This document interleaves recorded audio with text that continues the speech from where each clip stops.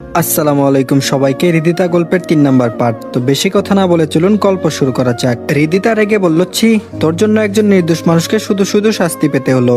আমি তোকে কোনোদিনও ভালোবাসবো না, ঘৃণা করি তোকে। দুর্জয় বলল, আমাকে যখন ভালোবাসবেই না তাহলে তোকে সেই ব্যবস্থাই করছি, দাঁড়া। দুর্জয় এই কথা বলে হৃদিতার দিকে কুমন্ত্রণা নিয়ে এগিয়ে যেতে লাগলো। ঠিক তখনই তানিশা বলে উঠল, দুর্জয় ভালোই ভালোই হৃদিতাকে ছেড়ে দে, নয়তো কিন্তু এই পাথর দিয়ে তোর মাথা ফাটিয়ে ফেলবো। দুর্জয় বলল, কি তুই আমার মাথা ফাটাবি? দাঁড়া, আগে তোকেই দেখে নিচ্ছি। এই বলে গুটি গুটি পায়ে এগিয়ে যেতেই তানিশা অনেকটা ভয় পেয়ে বলে উঠল, আমার দিকে আরেক পা এগোলে এই পাথরটা তোর মাথায় পড়বে। তানিশা ভয়ে কান্না করার অবস্থা প্রায়। ব্যাস, দুর্জয় তানিশার কোনো কথাই কর্ণপাত না করে তানিশার দিকে যেতেই দুর্জয়ের চোখে সজোরে পাথরটি আঘাত করতেই দুর্জয় চোখ ধরে মাটিতে বসে পড়ে। এই সুযোগে হৃদিতা আর তানিশা সেখান থেকে পালিয়ে গিয়ে দ্রুত প্রিন্সিপাল স্যারের কাছে গিয়ে দুর্জয়ের নামে নালিশ করেন। ফলে প্রিন্সিপাল স্যারও দুর্জয়ের নামে আইনগত ব্যবস্থা গ্রহণ করেন। সেদিন হৃদিতা কিংবা তানিশা তাদের দুইজনের একজনেরও শিক্ষা সফরে কোনো আনন্দ উল্লাস করতে পারেনি। তাদের দুইজনেরই ভুল ভেঙেছে। হৃদিতা তো কান্না করে তানিশাকে বলে ফেললো, তানিশা বিশ্বাস কর, আমি সত্যি এসব জানতাম না, জানলে কখনো তোর ভাইয়ের সঙ্গে এমনটা করতাম না। তানিশা বলল, এখন এসব বলে কি হবে? আমিও তো তোর পক্ষ নিয়ে আমার ভাইকে অনেক অপমান করেছি। বোন হয়ে যে কথাগুলোকে ভাইকে বলা যায় না সেগুলোও বলেছি। হৃদিতা অনুরোধের স্বরে তানিশাকে বলল, তানিশা তুই কি পারবি না তোর ভাইকে একটু বোঝাতে? তানিশা বলল, কি বুঝাবো বল?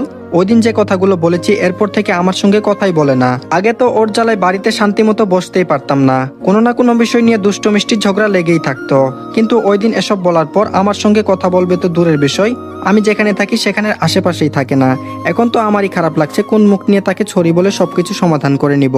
হৃদিতা বলল, আচ্ছা আমার সঙ্গে কি তোর ভাইকে গিয়ে একটু দেখা করিয়ে দিতে পারবি? আনিশা বলল, আমার মনে হয় না ও তোর সঙ্গে দেখা করবে। তাছাড়া আমি তো ওকে ছোট থেকেই চিনি, ও যদি একবার কাউকে মন থেকে বের করে দেয় তাহলে তাকে কখনো আপন করে কাছে নেয় না। হৃদিতা তানিশাকে হাত জোর করে বলল, যেভাবেই হোক তুই তোর ভাইকে একটু ম্যানেজ কর, নয়তো অনুতপ্তের আগুনে জ্বলে পুড়ে শেষ হয়ে যাব। হৃদিতার এমন অবস্থা দেখে তানিশা বলে উঠল, থাক, আর কান্না করতে হবে না, আমি তোকেই আমার ভাইয়ের বউ বানিয়ে নিয়ে যাব। কি যাবি না আমার ভাইয়ের বউ হয়ে? হৃদিতা লজ্জায় লাল হয়ে গেল। তারপর বলল, ধুর, কি যে বলিস না, লজ্জা লাগে তো। তানিশা হেসে হেসে বলল, আমার বান্ধবী তো দেখছি লজ্জায় অনেকটা লাল হয়ে গেছে, তাহলে তো তোদের সেটিংটা তাড়াতাড়ি করে দিতে হয়। তানিশা হৃদিতাকে এসব বলল কেন জানি তারও অনেক খারাপ লাগা কাজ করছে। মিথ্যা একটা চিঠির জন্য আপন ভাইকে এসব চরিত্রহীন বলে গালি দিয়েছে সে। এসব ভাবতে তানিশার নিজেকে ছোট মনে হচ্ছে। অপরদিকে ঢাকায় এসে পৌঁছিলাম দীর্ঘ 6 ঘন্টা জার্নি করার পর। তারপর কোনো কিছু না ভেবে রাকিবের বাসায় ঠিকানা চলে গেলাম। দরজায় কলিং বেল বাজতেই একটা সুন্দর স্মার্ট মেয়ে দরজা খুলে দিয়ে বলল, কাকে চাই? আমি বললাম, ইয়ে মানে এটা কি রাকিবের বাসা? সুন্দরী মেয়েটা বলল, জি রাকিবেরই বাসা, আপনি কে? আমি বললাম, রাকিব আমার বেস্ট ফ্রেন্ড, গ্রামে আমরা 1 থেকে 10ম শ্রেণী পর্যন্ত একসঙ্গে পড়ালেখা করেছি, যার দরুন বন্ধুত্বের সম্পর্কটা অনেক গভীর। আচ্ছা, এখন কি রাকিব বাসায় আছে? সুন্দরী মেয়েটা বলল, ও তার মানে আপনার নাম নিশ্চয় রনি, রাইট? আমি বললাম, জি হ্যাঁ, কিন্তু আপনি কেমনে আমার নামটা উপলব্ধি করতে পারলেন সেটা আগে বলুন। মেয়েটা বলল, সবই বলবো, তার আগে ভিতরে আসুন। মেয়েটি বলল, এই শুনছো, বাহিরে এসে দেখো কে এসেছে। রাকিব বলল, কে এসেছে? কিপ এই বলে যেই আমাকে দেখলো বেশ তখনই আনন্দের সহিত বলল, আরে দোস্ত, কেমন আছিস? আমি বললাম, ভালো। সেই যে গ্রাম থেকে এসে পড়লি, কই একদিনও তো ফোন দিয়ে খোঁজখবর নিলি না? রাকিব বলল, সরি দোস্ত, ভুল হয়ে গেছে। এছাড়া আমার এইদিকে অনেক ধকল গিয়েছে। আচ্ছা, এসব কথা পরে হবে, আগে ফ্রেশ হয়ে আয়। এই নীলা, যাও রনির জন্য ভালো কিছু খাবার রান্নার আয়োজন করো। নীলা বলল, আচ্ছা ঠিক আছে, তোমরা গল্প করো, আমি বরং এর মধ্যে রান্নার কাজটা সেরে নেই। রাকিব বলল, এখন বল ঢাকায় কেন আসছিস? আমি বললাম, ওই একটা চাকরির ইন্টারভিউ দিতে। কিন্তু তার আগে বল, মিলা নামে যাকে এতক্ষণ ডাকলি সে তোর কে হয়? রাকিবের কাছে গ্রামের বিষয়টি গোপন রেখে অন্য টপিকে গেলাম। রাকিব বলল, ও হচ্ছে আমার স্ত্রী নীলা, গত মাসেই পারিবারিকভাবে বিয়েটা হয়েছে। আমি বললাম, বিয়েটা করলি ভালো কথা, তো আমাদের ফোন করেও তো জানাতে পারতি, জানালি না কেন? রাকিব বলল, বিয়ের চাপে সবকিছু কেমন জানি গুলিয়ে ফেলেছিলাম। এসব আলোচনা করতেই রাকিবের স্ত্রী নীলা এসে বলতে লাগলো, এই তোমরা খেতে বসো, খাবার রেডি হয়েছে। ব্যাস, রাকিবের সঙ্গে খেতে বসলাম। রাকিবের স্ত্রীও ভালো মানের রাঁধুনি, সেটা খাবার মুখে দিয়েই বুঝতে পারলাম। খাবার খাওয়ার মাঝেই রাকিবকে উদ্দেশ্য করে বলে উঠলাম, রাকিব, ভাবি কিন্তু ভালোই রান্না করতে পারে দেখছি। তাছাড়া আজকালকার যুগের মেয়েরা ভালো মানের রান্না করা তো দূরে থাক, কিচেনের কাছেই যায় না। সেদিক থেকে নীলা ভাবি স্মার্ট হলেও রান্না বান্না কিন্তু ভালোই শিখেছে। রাকিব বলল, আর বলিস না, দিনে 1000 রকম আইটেম খাবার রান্না করে খাওয়ায় আমাকে। তাছাড়া নীলা রান্না বান্না করতে অনেক ভালোবাসে, এর জন্য তো নীলা রান্নার খাবারে এতটা জাদু। নীলা রাকিবকে একটু খুঁচা মেরে বলল, খুব পাম দেয়া হচ্ছে তাই না? আমি বললাম, ভাবি সত্যিই আপনার রান্নাটা অনেক ভালো। নীলা বলল, ধন্যবাদ ভাইয়া। খাবারের পর্ব শেষ করে উঠতেই রাকিব বলল, তো এখন কার কাছে যাবি? আমি বললাম, না মানে 2টা দিন তোর এখানেই আপাতত আমাকে থাকতে হবে। একথা বলতে মিলা রাকিবকে ইশারা করে কি যেন বলল। বেশ, রাকিব কিছুক্ষণ দম নিয়ে বলতে লাগলো, সরি দোস্ত, এখানে মনে হয় থাকা হবে না তোর। আমি বললাম কেন? রাকিব বলল আজ রাত 9টায় নীলাকে নিয়ে তাদের বাসায় যেতে হবে। একা বাসায় তুই কেমনে থাকবি? তার থেকে আমার এক পরিচিত হোস্টেল আছে, নাম বলে দিচ্ছি, সেখানে গিয়ে আমার নাম বললেই ডিসকাউন্ট পাবি। রাকিবের কথা শুনে এবার বুঝতে পারলাম প্রকৃতপক্ষে সে আমাকে বাসায় আশ্রয় দিতে নারাজ, কিন্তু আমার মুখের উপর না করতে পারছে না দেখে আমাকে এখান থেকে তাড়ানোর একটা বাহানা বানাচ্ছে, সেটা রাকিবকে দেখেই স্পষ্ট বোঝা যাচ্ছে। এসব আনমনে ভাবতে ভাবতে রাকিব বলে উঠলো, কিরে কি ভাবছিস? ওখানে কোনো সমস্যা হবে না। রাকিব বলল আমি ফোন করে সব ঠিক করে দিচ্ছি, তুই বরং সেখানেই চলে যা। রাকিবের আচরণ দেখে কেমন জানি নিজেকে অসহায় লাগছে, মুখের উপর না করতে পারছে না দেখে বাহানা ধরে আমাকে তাড়াচ্ছে। না, এখানে থাকতে হয়তো ওদের সমস্যা হচ্ছে, বরং আমি এখান থেকে এখনই চলে যাই। এসব ভেবে রাকিবকে উদ্দেশ্য করে বলে উঠলাম, না রে দোস্ত, সেটা আর প্রয়োজন হবে না, ভালো থাকিস, চললাম। মন খারাপ করে ব্যাগটা হাতে নিয়ে দরজার সামনে যেতেই ব্যাগে রাখা চেনটির কথা মনে পড়ে গেল। এই চেনটা হৃদিতাকে দিবার জন্য অনেক শখ করে কিনেছিলাম, কিন্তু ভাগ্যের কি নির্মম পরিহাস, সেই সুযোগ আর আমার হলো না। ব্যাস দরজার ওখান থেকে আবার ফিরে নীলা ভাবির কাছে গিয়ে দাঁড়াতেই রাকিব জিজ্ঞেস করে উঠলো, কিরে কিছু বলবি? আমি বললাম না তেমন কিছু না, এই চেনটা ভাবিকে দিতেই ভুলে গিয়েছিলাম, তাই দিতে আসলাম। তাছাড়া আমার কোনো প্রিয়জন নেই যে তাকে চেনটা দিব, তাই ভাবিকেই দিচ্ছি। চেনটা নীলার হাতে দিয়ে চলে আসতে যাব, এর মধ্যে নীলা আমাকে উদ্দেশ্য করে বলে উঠলো, ভাইয়া দাঁড়ান। আমি বললাম হ্যাঁ বলেন।